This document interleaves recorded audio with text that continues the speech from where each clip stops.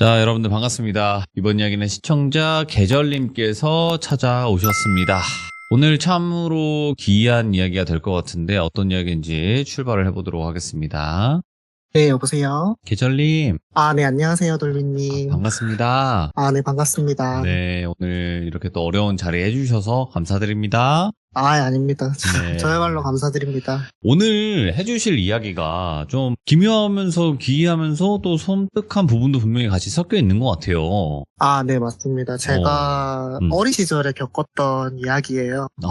알겠습니다. 그러면 어떤 이야기인지 차근차근하게 또 이야기해 주시면 좋을 것 같습니다. 바로 출발을 해보도록 할게요. 렛츠고! 기리십니다. 계절이죠.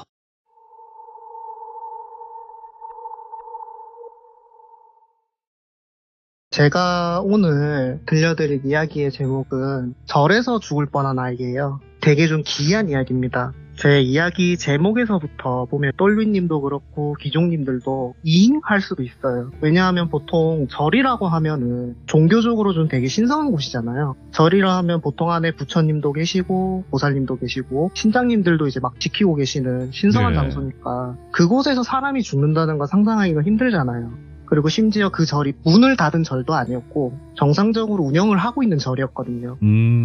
이 이야기의 시작은 멀리 좀 앞으로 가야 돼요. 네. 제가 아직 태어나지 않았던 어머니 뱃속에 있었던 태아 때부터 거슬러 올라가게 돼요. 시기는 보통 임신 12주차 정도 되는데 팔과 다리가 모두 형성되고 아이의 성별도 구별할 수 있잖아요. 그때 부모님이 검사를 이렇게 받으시다가 청천벽력 같은 소식을 듣게 된 거예요. 태아의 머리에 거대한 혹 하나가 이렇게 자라나 있는데 이대로 태어난다면 산모도 출산 도중에 많이 위험하고 설령 출산에 성공해도 이 아이는 정신이 온전하지 않거나 몸을 겨눌 수 없는 장애아로 태어날 확률이 너무 높다는 소견을 이제 들려주신 거예요. 이 소식이 부모님을 포함해서 저희 양쪽 집안에 다 전해졌고 아버지와 어머니는 두 의견으로 이제 싸우시는 거예요. 아버지와 친가 쪽은 어쩔 수 없다. 우리 형편에 지금 장애를 가진 아이를 감당할 수가 없으니까 아이를 두고 엄마인 너라도 살아야 되지 않겠냐. 근데 어머니를 포함한 외가 쪽은 말도 안 되는 소리 하지 마라. 내 뱃속에서 태어난 내 새끼다. 내가 죽더라도 이 아이를 포기할 수가 없다. 그렇게 두 분이서 싸우신 거예요. 양쪽이 다 이해가 되고 또 어려운 결정이잖아요. 그죠? 그리고 이제 실제로도 당시 부모님은 형편이 좋지 못하셨어요. 지금처럼 생활이 풍요로워지기 전까지는 할머니, 할아버지한테 듣기로는 조그마한 단칸방 하나에서 신혼을 시작하셨다고 들었거든요. 그래서 결국 부모님의 의견 다툼은 결국에 어머니의 최후 통첩으로 끝났어요. 그러니까 어머니께서는 아버지한테 당신이랑 당신 집안이 내 새끼를 라고 하니 알겠다. 우리 갈라서자. 이혼하고 내가 나와서 우리 어머니랑 아버지랑 셋이서 키우겠다. 당신 가라. 이렇게 하시니까 어머니랑은 절대 죽어도 헤어질 수가 없었던 아버지는 결국 저를 낳는 쪽으로 찬성하셨다고 해요. 저한테 나중에 이거를 좀 사과를 하셨어요. 나중에 가서는. 저도 이해를 했고요. 그날 이후로 어머니는 정확히 어딘지는 말씀을 드릴 수는 없는데 어머니가 만삭이 되셔서 출산 직전까지 정말 하루도 빠짐없이 꾸준하게 그 절에 가셔서 부처님이 계시는 대웅전에 앉아 아이를 건강하게만 낳을 수 있게 해달라고 매일 우시면서 부처님께 기도를 드렸다고 해요. 비가 오든 눈이 오든 날이 덥든 춥든 매일 절에 방문하셔서 아이를 건강하게만 낳을 수만 있다고 해달라고 울면서 부처님께 맨날 기도드리니까 그 모습이 당시 소문이 쫙 퍼져서 절에 계시는 스님들과 보살님들 모두 안타까운 시선으로 저 엄마는 뭐가 저렇게 배가 절에 불러가지고 부처님께 기도를 드리냐 그런 소문까지 돌았다고 해요. 근데 정말 그 어머니의 정성어린 기도가 통한 건지 병원에서 방문해서 아이의 상태를 확인할 거 아니에요. 머리에 있는 혹이 점점 작아지기 시작하는 거예요. 그리고 출산하기 직전까지는 결국 완전히 사라진 거예요. 의사 선생님도 의학적으로는 설명할 수 없는 그러한 현상이었다고 해요. 결국 그렇게 저는 어머니 덕분이죠. 어머니의 간곡한 기도와 이제 정성으로 지금 이 세상에 태어나게 되었습니다. 그리고 이제 시간은 흐르고 흘러요. 흐르고 흘러서 이 사건이 6살 때 벌어지는데요. 그 6살이 되기 전까지 제가 정말 많이 아팠어요. 1년에 거의 대부분은 병원에 입원해가지고 있는 거예요. 그 정도로 제가 몸도 많이 안 좋고 사건 사고도 많이 일어나니까 절에 좀 많이 다녔어요. 어머니랑 할머니의 관심 속에서 이제 그렇게 자라났는데 제가 그때 당시에는 부산의 만독동에서 살고 있었어요. 그 만덕동에는 산 쪽으로 해서 절이 하나가 있는데 예. 이제 그 절이 여기는 지명을 말해도 될 것 같아서 말씀을 드리는데 석불사라는 이름의 절이에요. 이 절이 산 위쪽에 있는데 양쪽 절벽 사이로 부처님들과 신상들과 보살님들이 이렇게 조각되어 있어요. 거대하게.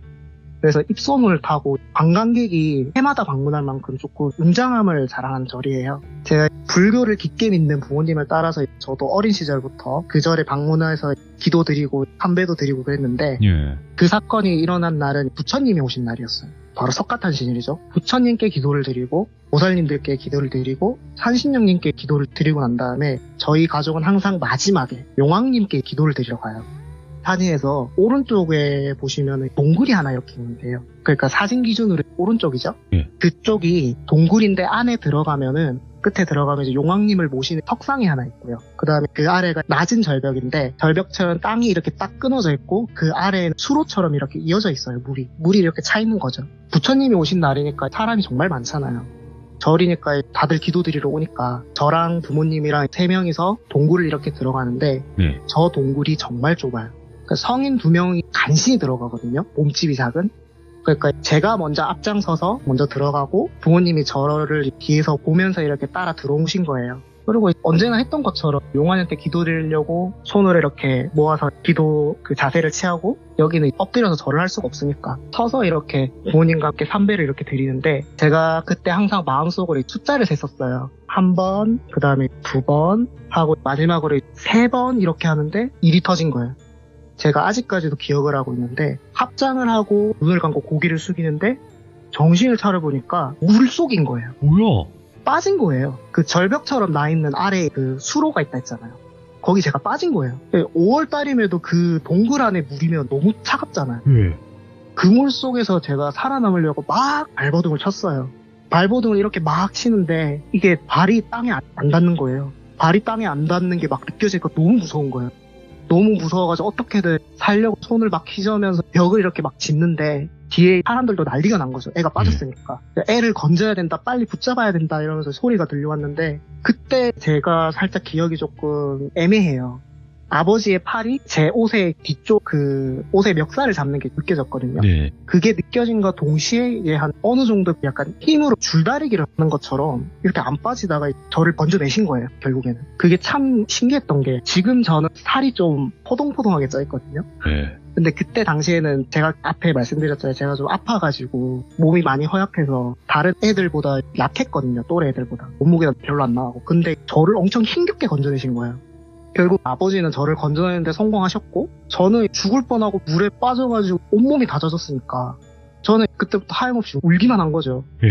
그리고 나서 저는 기억이 잘 없어요. 그냥 하루 종일 운 것만 기억이 나요. 어머니가 어디선가 모포 같은 걸 들고 오셔서 저를 막 닦아주시면서 그랬던 것까지는 기억이 나는데 네. 절에서도 당연히 난리가 났대요. 부처님이 오신 이 경사스러운 날에 애가 절에서 기도를 하다가 물에 빠져 죽을 뻔한 거잖아요. 어머니 말씀으로는 그때 당시 절의 주지 스님을 포함한 모든 스님들이 전부 다 달려오셨대요. 애가 빠졌으니까. 그러니까 아버지도 나중에 말씀하시는 게 평소 저희 가족 항상 거기서 기도를 드리니까 예. 애가 그냥 평범하게 이렇게 1번, 2번 이렇게 하다가 3번 되니까 애가 너무 자연스럽게 거기 빠졌다는 거예요.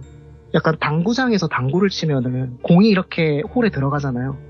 그렇게 들어가는 것처럼 애가 그냥 자연스럽게 슝 퐁당하고 빠진 거래요. 아버지는. 그 사건이 일어나고 또 제가 성인이 됐을 때 예. 어머니께 제가 그 얘기를 했어요. 엄마 나 예전에 그런 일이 있었지 않았냐. 절에서 물에 빠져 죽을 뻔했잖아 라고 하니까 어머니가 그런 적이 있었다 하더니 이제는 뭐 말해도 괜찮겠지 하면서 그 후일담을 얘기해 주시는 거예요.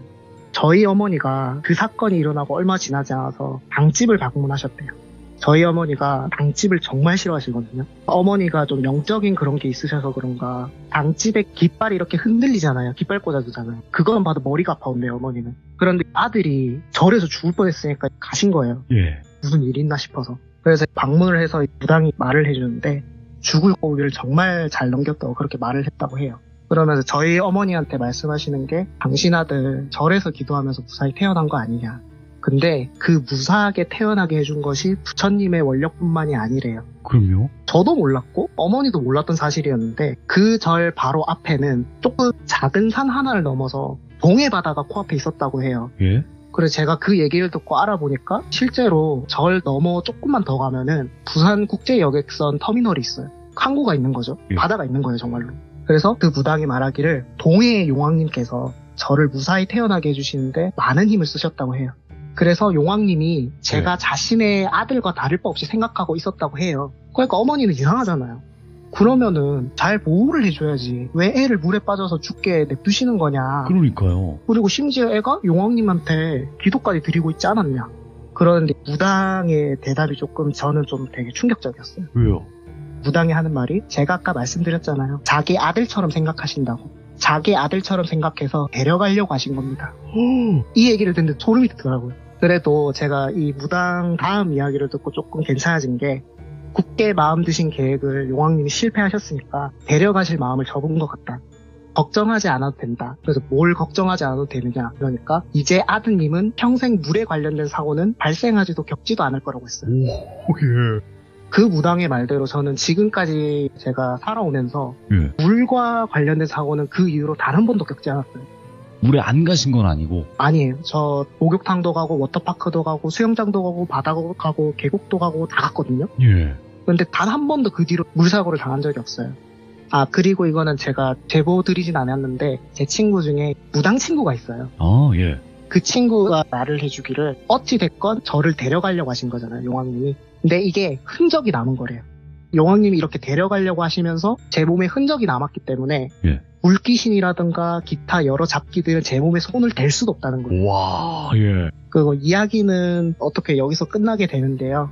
여담으로 지금 제가 한 몇 달 전에 그 용왕동굴 있는 쪽을 가봤거든요. 예. 방문할 기회가 있어서. 근데 지금은 제가 빠졌던 그 수록과 절벽 그 사이를 완전히 콘크리트를 부어놨더라고요. 아, 막았구나. 아예 그냥 사람이 빠질 수도 없게 그냥 막아버리셨더라고요. 절에서. 그래서 막았구나. 그렇게 하면서 옛날 생각을 했던 그런 기억이 있습니다. 이야, 뭔가 이게 기묘하네요, 확실히. 네, 되게 좀 기묘하고 좀 기이하죠. 야, 근데 그게 있어요. 이게 뱃속에 있을 때부터 뭐 생과사를 오간다거나 이런 분들이 또 여러 가지 일들을 많이 겪더라고요. 근데 그런 걸 겪지 않게끔 하시려는 어머님의 피나는 노력이 있으셨고 그 노력 때문에 신이 또 감동한 게 아니었을까 생각을 해요, 저는. 네, 정말 어머니한테 감사한 일이죠. 진짜 이게 부모가 되어 봤을 때 얼마나 그게 안타까운 일이에요. 얼마나 쉽지 않고. 예. 오늘 계절님께서 그래도 이 절에서 물에 빠져 죽을 뻔한 아이라고 또 이야기를 들려주셨었긴 했는데 그 말이 너무나 이해가 되고 용왕님의 표식이 남아있기 때문에 웬만한 잡귀나 물귀신들 뭐 이런 건 아예 건드리지도 못한다. 이 부분도 좀 소름 끼치긴 하네요. 확실히 다른 면으로. 아, 그렇죠. 저도 좀 듣고서 많이 놀랬었어요. 그래도 오늘 이렇게 이야기 해주셔서 다시 한번 감사드리고 계절님에게는 항상 좋은 일만 가득하시고 건강 조심하시고요. 네, 감사합니다, 돌리님. 네, 너무 감사합니다. 네, 감사합니다. 네.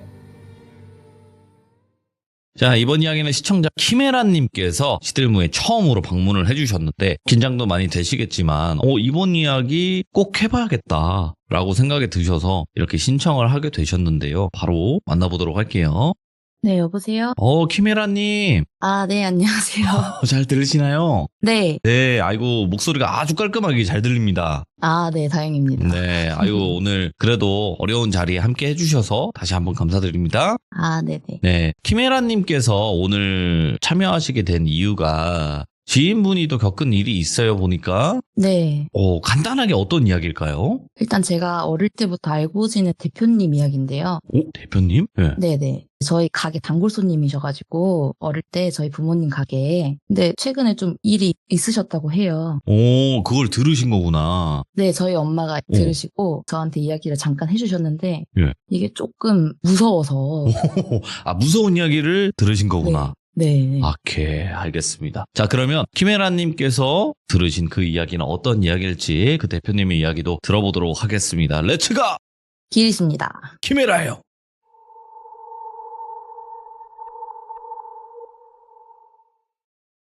일단 이 이야기는 아까 설명드렸다시피 제가 알고 지낸 대표님이 최근에 겪으셨던 이야기예요. 일단 저희 부모님이 제가 중학생 때 지방에서 작은 음식점을 하나 하셨어요. 사연 주인공의 대표님은 저희 부모님 가게의 단골 손님이셨고요. 네.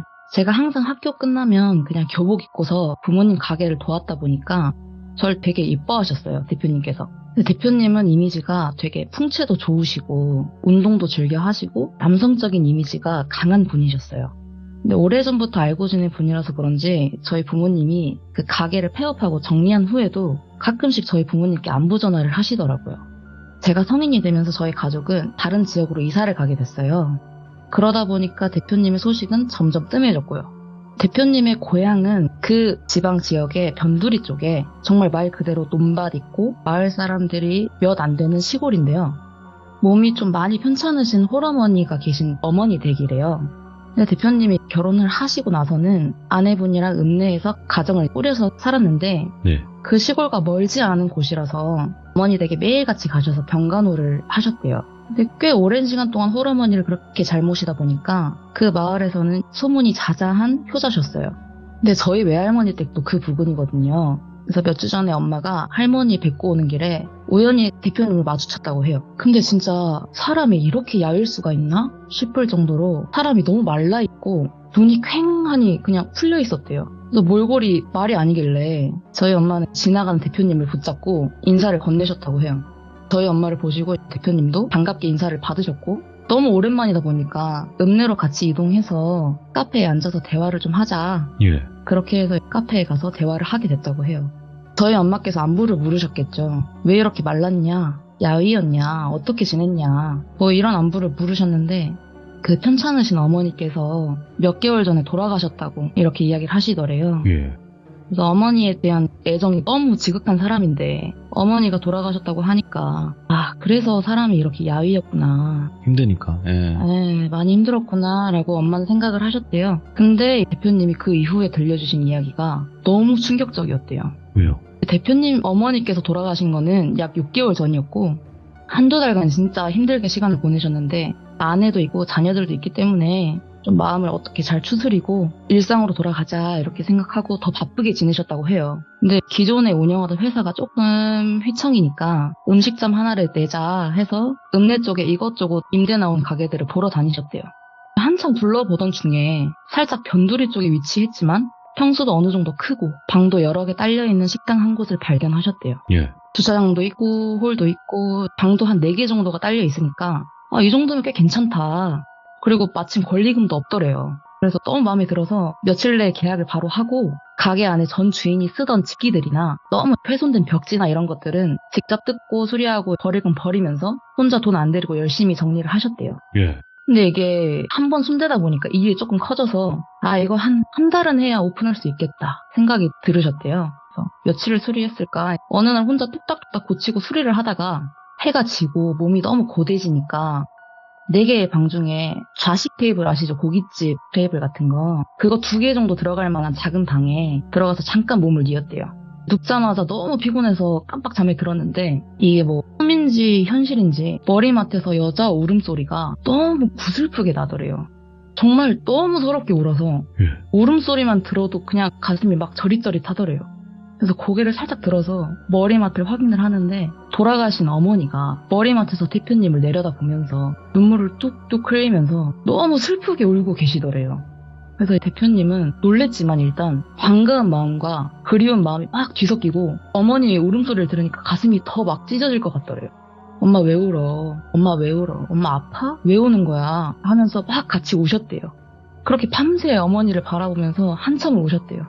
아침이 되고 울다가 지쳐서 깼는데 퉁퉁 부은 눈으로 일어났고 진이 빠질 정도로 그냥 하루 종일 울었다 보니까 그날은 아무것도 못 하시더래요. 그래서 멍하니 그냥 일하는 둥 마는 둥 하루를 보내고 저녁이 되니까 너무 피곤해서 그냥 집에 가서 잘까 생각을 했지만 뭔가 우는 엄마의 모습이라도 한 번 더 보고 싶으셨나 봐요.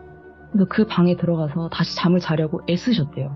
속으로 엄마 오늘도 내 꿈에 나와주세요 하면서 이제 시간이 지나고 잠이 들었을 때쯤 서서히 서러운 울음소리가 들리더래요 다시. 근데 역시 돌아가신 어머니가 대표님 머리에 무릎베개를 해주시고는 아주 그 슬픈 표정으로 대표님 얼굴에 눈물을 뚝뚝뚝 떨어뜨리면서 또 서럽게 울고 계시더래요. 엄마 왜 울어? 도대체 왜 우는 거야? 아직 좋은 곳을 못 갔어? 왜 그래요 왜? 하면서 또 펑펑 우셨대요. 근데 어머니는 대답 한 번 없이 계속 그냥 울기만 하시더래요. 그게 일주일간 지속이 됐고 일주일 만에 거의 7kg가량 살이 빠져가지고 예. 대표님을 본 아내분이 이제 놀란 마음에 병원에도 데려가고 가게에도 아예 못 나가게 하셨대요. 당신 이러다가 죽겠다고. 도대체 어디 아픈 거냐고.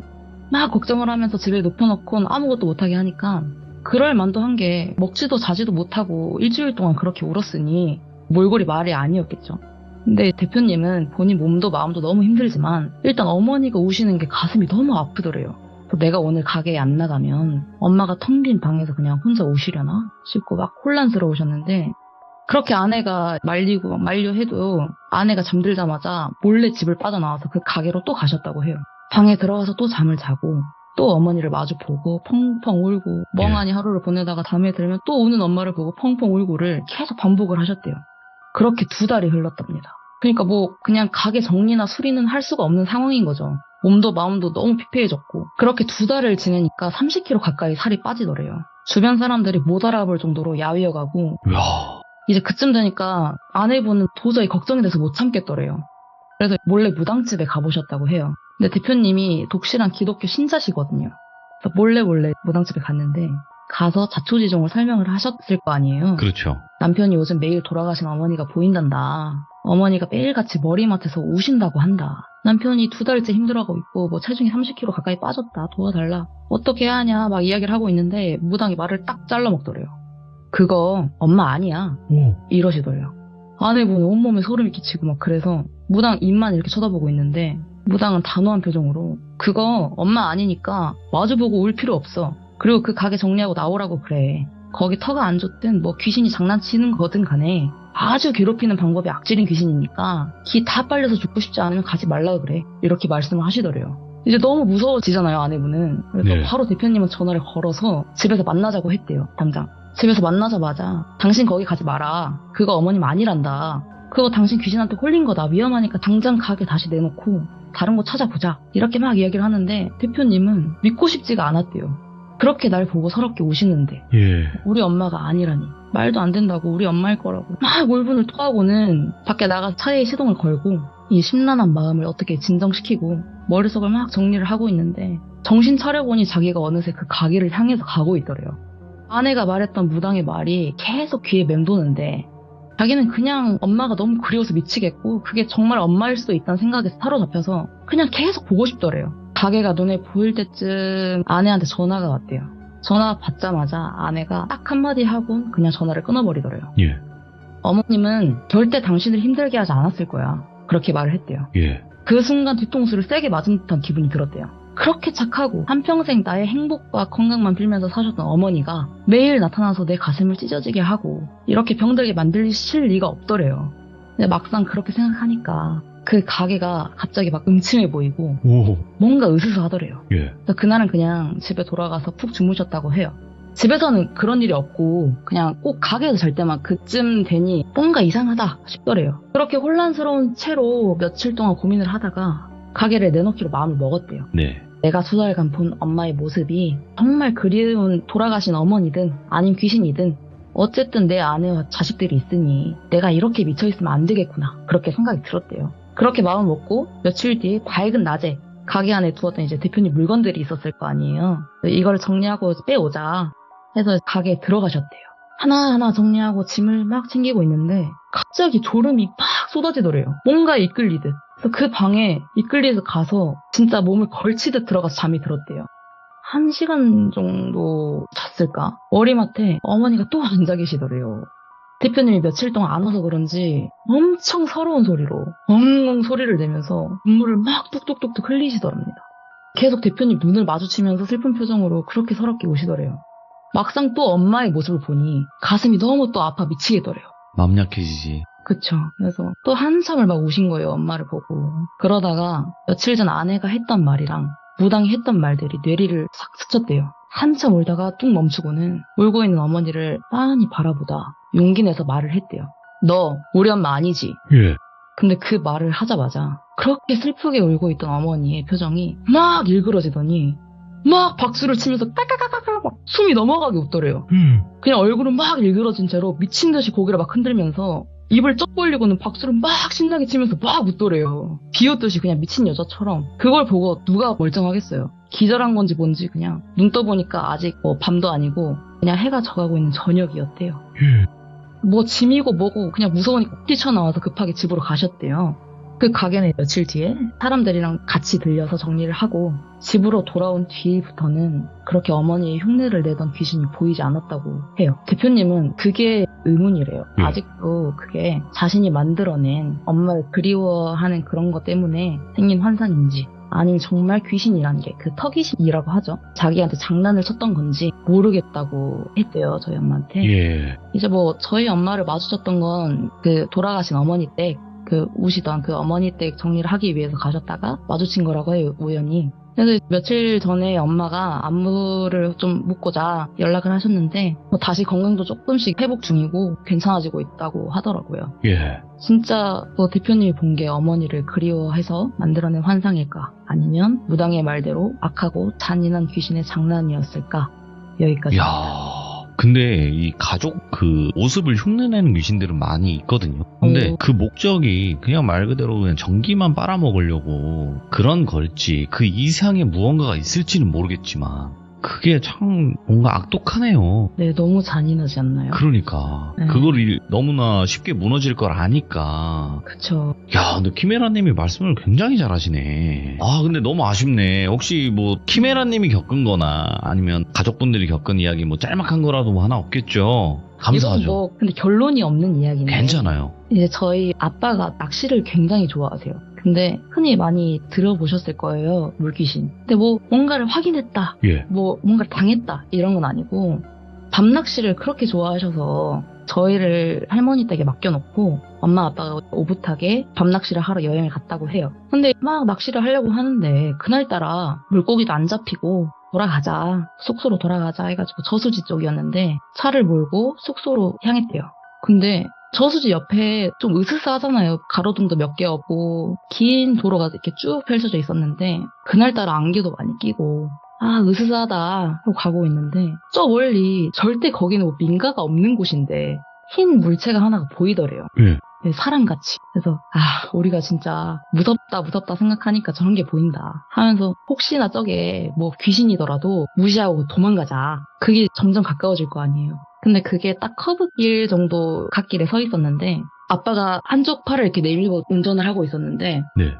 엄마도 반대쪽 창문도 열어놓고 그 흰 물체를 지나가려면 조수석 쪽이 가까울 거 아니에요. 오른쪽 갓길에 있으니까 창문을 활짝 열어놓고 가다가 엄마가 빨리 밟아 무서워 이렇게 말했대요. 딱 커브를 도는데 여자더래요. 진짜 그냥 사람 같은 여자. 예. 싹 지나가는데 물 냄새가 진짜 그 물 비린내가 확 들어오더래요. 그래서 엄마가 얼른 팔을 막 집어넣고 그냥 외마디 비명 한번 쫙 지르고 바로 창문을 이렇게 밖으로 확인을 했는데 아무것도 없더래요. 그런 이야기. 와, 이렇게 진짜 이거 키메라님이 말씀하신 것처럼 잠깐 보이는 경우가 되게 많아요. 네. 잠깐 싹 보였다가 확인해보면 없는 거. 그러니까요. 근데 그 형체가 어떻게 서 있었고 어떤 느낌으로 서 있었는지 이런 게 다 기억에 남고. 그렇죠. 야, 그건 저도 경험을 해봐서 공감합니다. 네, 공감해요. 자, 오늘 키메라님이 두 가지 이야기를 이렇게 들려주셨는데 네. 그냥 딱 이거예요. 짧아서 아쉬웠다. 이분 하루 웬쟁에 가둬놓고 시키고 저희 그 시청자분들이 조금 과격하거든요. 네. 저는 시청자분들의 오더를 받고 감옥만 운영하는 사람이라서. 네. 근데 또 키메라님께서 이렇게 두 가지 준비를 해주셨고 네. 이야기를 들려주셔서 다시 한번 감사드리고 혹여라도 뭐 주변 지인분들이라든지 아니면 가족분들 조금 이렇게 본격적으로 질문을 해보면 무서운 이야기가 있어요. 네. 그런 분들이. 그래서 그럴 때마다 언제든지 또 말씀해주시면 감사할 것 같습니다. 너무 고맙습니다, 키메라님. 네. 감사합니다. 네, 고맙습니다. 네. 자, 이번 이야기는 시청자 털보님께서 이야기를 들려주실 거고요. 오늘의 주제는 아마 장례식장에 관련된 이야기가 되지 않을까라고 또 생각을 하는데 대부분 우리 시청자분들도 장례식장을 어쩔 수 없이 다녀오는 경우가 많습니다. 그래서 도대체 어떤 이야기일지 같이 한번 들어보도록 할게요. 네, 여보세요. 털보님. 안녕하세요. 대부분의 닉네임을 보고 남성분이실 줄 아셨을 것 같아요. 아, 네. 털보, 네. 뭐야, 네. 뭐야, 왜 여성분이야? 이렇게 생각하실 수도 있는데, 아니, 뭐, 털보일 수도 있잖아요. 그럼요. 네. 그런 경우도 있으니까. 자, 오늘 네. 이렇게 참여해주셔서 감사드립니다. 네. 네. 일단은 남편분이 겪은 또 섬뜩한 실화예요, 이게. 네, 맞아요. 어허. 그 얘기를 하실 때마다 아직도 좀 떨리시거나 그때 당시를 회상하면 무섭다라고 하시는 경우가 있었나요? 엄청 많아요. 저랑 오래 만났는데도 불구하고 오, 예. 제가 이 얘기를 꺼내면은 굉장히 싫어하고 기억하고 싶지도 않으려고 하고 좀 그랬었죠. 근데 아직도 이게 미스테리인 일들이라 한번 신청하게 됐어요. 너무너무 감사드리고, 자, 그냥 편안하게 저랑 네. 1대1로 대화한다 생각하시고 제가 다 도와드릴 테니까 그냥 편안하게 이야기해 주시면 될 것 같아요. 렛츠고! 기리십니다. 털보죠!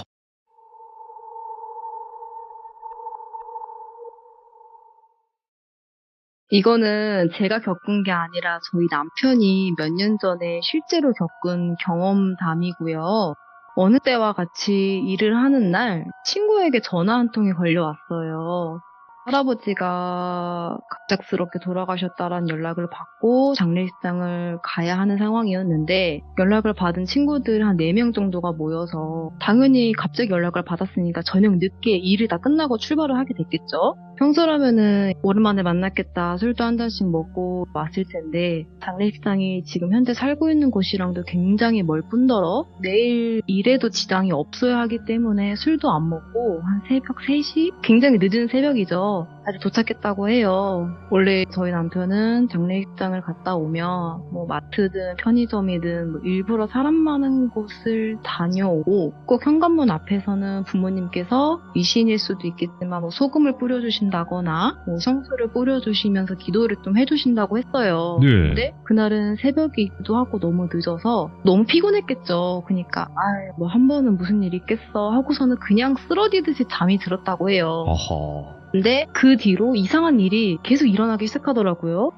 현재 하는 일이 밤낮이 바뀌고 불규칙해서 평소에도 잠에 굉장히 예민한 편인데 네. 퇴근하고 집에 들어와서 잠을 자는데 이상한 느낌이 들더래요. 근데 그 이상한 느낌이 막 털이 쭈뼛쭈뼛 서고 서늘한 느낌이 들어서 눈을 떠보니까 방 천장 정확히 구석인 모서리 부분에서 누군가가 나를 쳐다보고 있구나 라는 확신의 느낌이 들더래요. 근데 형체나 뭐 움직임은 아무것도 보이지 않지만 누군가가 나를 보고 있다 라는 느낌이 들어서 그날은 그냥 잠이 다 달아났대요. 그리고 한 번 몸에 막 소름이 끼치니까 예. 여기를 내가 나가야 되겠다 라고 생각해서 그냥 그 방을 나왔대요. 그리고 거실 소파에 누워서 뭐지? 내가 너무 예민한가? 하고 그냥 멍하니 있는데 방에서 느꼈던 그 시선이 똑같이 또 느껴지더래요. 근데 이번에는 주방 천장, 그 천장 쪽에서만 그 느낌이 나는 거예요. 그래서 뭐야? 설마 가족인가? 근데 말이 안 되잖아요. 새벽 네. 2-3시면 부모님도 다 주무실 시간이고 하고 그냥 내가 진짜 일이 너무 힘든가 보구나 하고 그냥 넘어갔대요. 네. 그리고 그날은 그냥 해가 떠버리고 했는데 그날부터 시작해서 앞으로 한 2주 정도 자려고 누우면은 시선이 너무 느껴지고 모른 척하고 자려고 몸 움직이면은 바로 가위가 눌려버리고 가위가 또 풀리면 또 시선 느껴지고 이거를 계속 반복을 한 거예요. 2주 내내. 그러니까 잠도 깊게 못 잤을 뿐더러 당연히 신경이 곤두서고 예민해졌겠죠. 그러다가 문제의 날이 다가왔는데 내가 잠을 이렇게 못 자다간 죽겠구나 싶어서 어떤 게 느껴지든 난 그냥 신경 쓰지 말자 하고 그냥 눈을 감았대요. 근데 그날은 형체가 보이더라는 거예요. 네. 첫날 처음에 그 시선 느껴졌던 그 천장 모서리 부분에서 할아버지가 쪼그려 앉아서 우리가 옛날에 공중 화장실 같은 데 가면 화변기 있는 거 아시죠? 화변기에서 용변 보듯이 쪼그려 앉아서 자기를 쳐다보고 있더래요.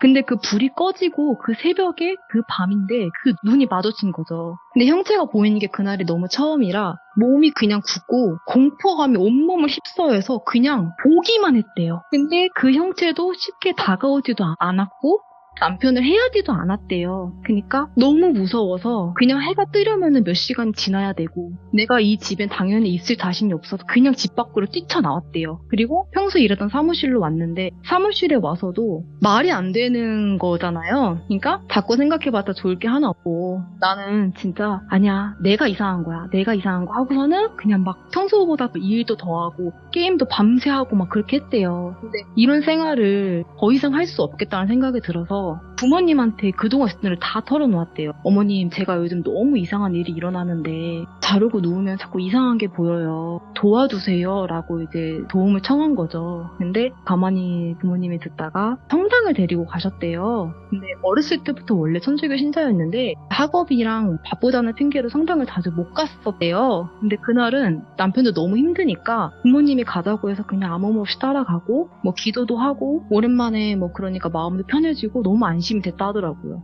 그날은 거짓말처럼 뭐가 느껴지지도 않고 푹 잤대요. 거짓말처럼 다시 일상을 찾은 거죠. 그리고 한 달 정도 뒤쯤에 지인인데 그걸 똘비라고 칭할게요. 똘비네 가족이랑 같이 바닷가로 1박 2일 동반 여행을 가게 됐어요. 그날은 저도 같이 있었던 날이고 근데 똘비는 몇 개월 전 장례식장을 함께 다녀온 일행 중에 한 명입니다.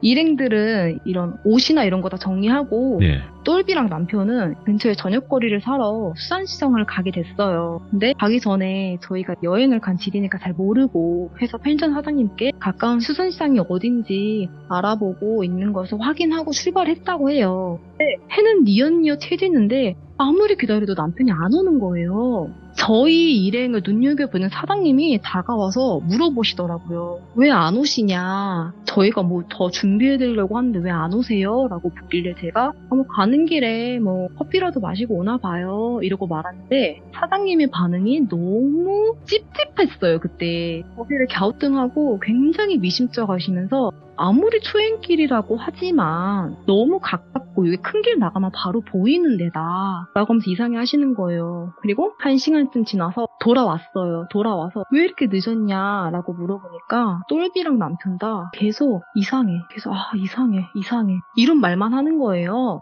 그래서 일단 진정 좀 하고 앉아서 얘기를 좀 들어보자 라고 하니까 차 안에서 이상한 일을 겪었다고 하더라고요. 그래서 일단 차 안의 상황으로 다시 설명을 드리면 수산시장으로 내비게이션을 입력하고 출발했는데 출발과 동시에 똘비가 말을 꺼내더래요. 야, 너 요즘 뭐 별일 없냐? 이러더래요. 남편이 무슨 일? 뭐 똑같지? 이러고 말았는데 아니 그때 우리 장례식장 갔다 온 날 나 그날부터 가위를 계속 눌린다. 네. 나만 그래? 너는 안 그러니? 라고 딱 물어보더래요. 그래서 남편은 너무 무서웠대요. 내가 이거를 어디다가 말을 한 적도 없는데 나만 이상했던 게 아니구나 라고 해서 차 안에서 그동안 있었던 일 그 똘비한테 다 털어놨대요. 그랬는데 그 먹을거리를 사고 차 안에서 막 그 얘기를 왔다 갔다 했겠죠. 그리고 나서 우연히 창밖을 봤는데 너무 이상하더래요. 창밖 풍경이. 출발하였을 때는 너무 잘 깔린 아스팔트 길이었는데 그런 길은 온데간도 없고 그냥 흙길을 달리고 있더라는 거예요. 그래서 내비게이션이 알려주는 대로 막 따라가는데 점점 차는 막 산으로 가고 있고 자동차 바닥에 다 긁히는데도 막 이상한 길로 가고 있고 그 순간 남편이 근데 원래 이렇게 먼 거리였나? 라는 의문이 들더래요. 예. 그리고 해는 막 다 지고 이래서 이대로 가면 그냥 죽겠다. 이런 직감이 들어서 그냥 차를 멈췄대요. 그리고 똘비랑 내려서 막 주위를 확인해 보는데 산이라 아무것도 보이지도 않고 암흑이고 그냥 야산이더래요. 등산로가 있는 산도 아니고 야산이었대요. 그래서 둘 다 차 안에서 마침 그 장례식장 갔다 온 날을 이야기하고 있던 참이었고 너무 무서워서 차가 그냥 막 긁히든 뭐 부셔지든 그냥 신경 쓰지 말고 왔던 길 그냥 반대로 왔대요. 내비도 입력 안 하고 왔대요. 그리고 막 오다가 숙소랑 가로등 불빛이 보이는 걸 보고 좀 안심을 했다고 해요. 그러면서 똘비랑 남편이 저를 똑같이 쳐다보면서 우리 홀린 것 같아. 이 말을 똑같이 하는 거예요. 그래서 저는 그냥 뭐가 울려. 아이 뭐 왜 이래. 우리 여행하는데 그냥 즐기면서 가자라고 그냥 넘겼어요. 그리고 나서 남편이 집으로 돌아왔는데 다행히 뭐 할아버지나 그런 건 보이진 않았는데 남편이 독립을 해서 자취를 하게 됐어요. 근데 남동생이 있는데 남동생이 남편이 쓰던 방을 옮겨서 쓰게 됐거든요. 근데 갑자기 남동생한테 전화가 오는 거예요. 형, 여기서 잘 때 괜찮았어? 나 여기서 자기만 하면 가위가 너무 눌리는데 그러면서 대답을 막 들을 새도 없이 막 질문을 하더래요. 그러니까 남편은 그 일에 대해서 어머니한테만 털어놓은 상태고 나머지는 아무도 모르는 상태였거든요. 근데 남편이 그래서 동생한테 다 얘기했대요. 그러니까 동생이 평소에 조금 수맥에 관심이 많은 편이었어요. 그래서 수맥봉을 사용해서 온 집안의 수맥을 다 확인했거든요. 예. 근데 그 집에서 딱 한 곳만 수맥이 흐르더라는 거예요. 거기는 바로 그 남편이 쓰던 방, 구체적으로 침대 머리 부분에서만 수맥이 흐르는 거예요.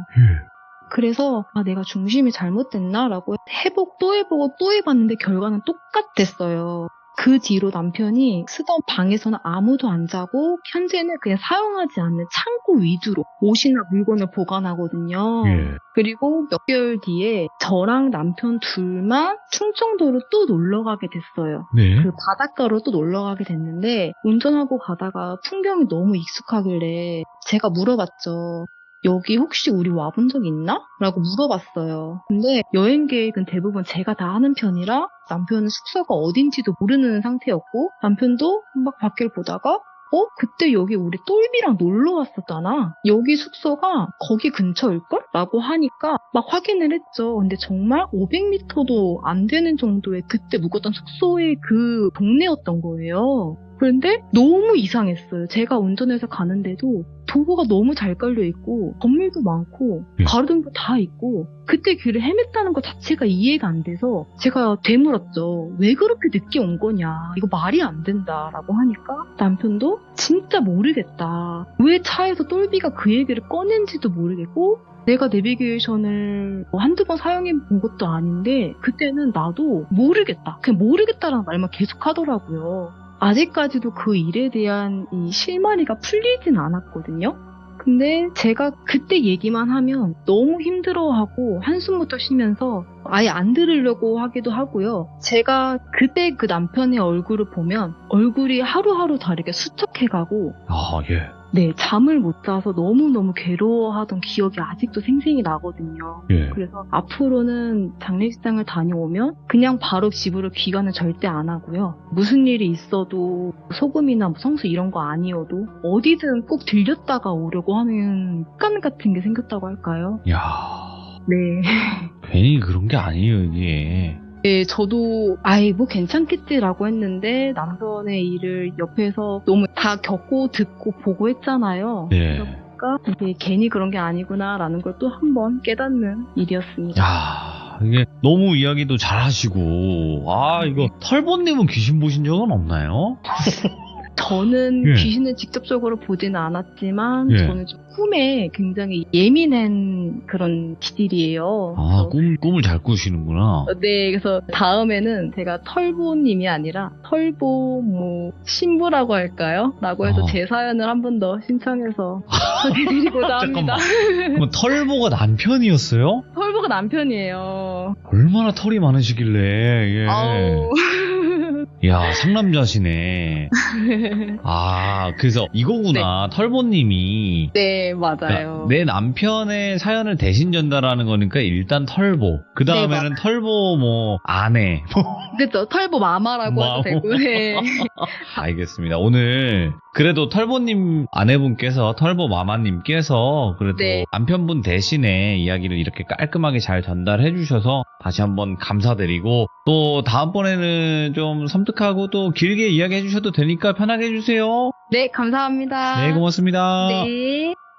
근데 장례식장 이야기나 우리들이 겪는 그런 일들이 뭐 매번 다 같은 사람들한테 뭐 일어나는 그런 게 아니라 재수 없으면 이런 경우가 있을 수 있다고 하거든요. 근데 여러분들도 장례식장 갔다 오면서 어떤 뭐 행위나 그런 미신의 뭐 일종인 무언가를 분명히 하시겠죠. 하지만 괜히 이런 말이 있는 게 아닌 것 같다라는 생각이 드는 또 섬뜩한 이야기가 아니었나 생각이 듭니다. 시청해주신 모든 분들 감사드립니다. 고맙습니다.